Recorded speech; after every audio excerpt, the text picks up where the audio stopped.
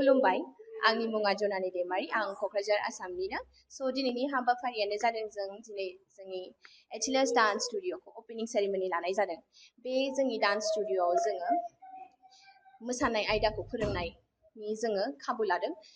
जोंनि बे डान्स स्कुलाव आं आरो जोंनि माखासे इन्सट्राक्टरबो दङ जोंनि हाजासेखौ नाजानो नागिरदों जोंनि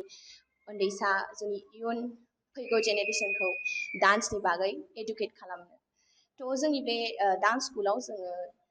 इन्डियान क्लासिकेल फक फिउजनखौबो फोरोंनाय जागोन लोगोसे मडार्न स्ट्रिट स्टाइल प्लास कमार्शियल जों हिप हप एफ्र' डान्स हल अपेन डान्स स्टाइलफोरखौबो जोङो फोरोंनो खाबु लादों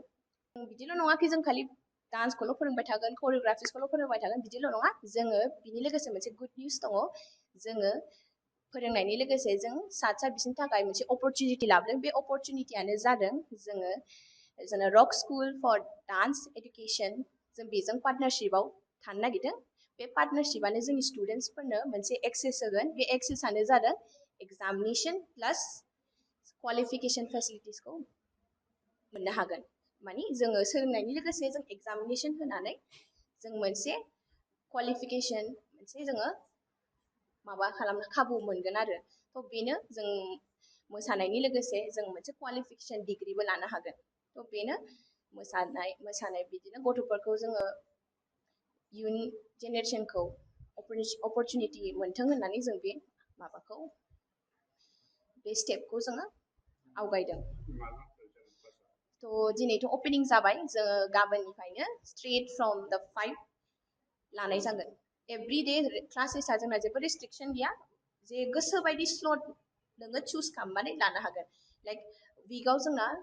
3 days लानाय जादों बाट जों रेगुलारलि जोङो प्रेजेन्ट थाखागोन खालि दा स्टुडेन्टनि सायावसो कि बबे डेटखौ चुज खालामो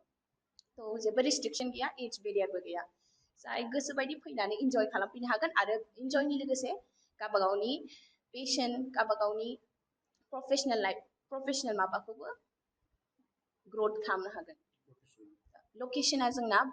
बड'फा नोगोर अपोजिट बड'लेण्ड गेस्ट हाउस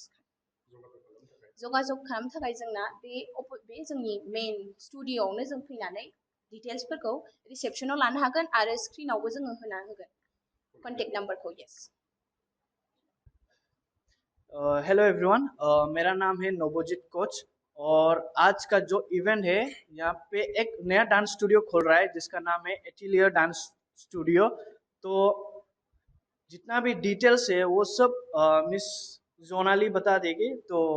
मैंने अपना इंट्रोडक्शन दे दिया है तो अभी सब डिटेल्स ये दे देंगे तो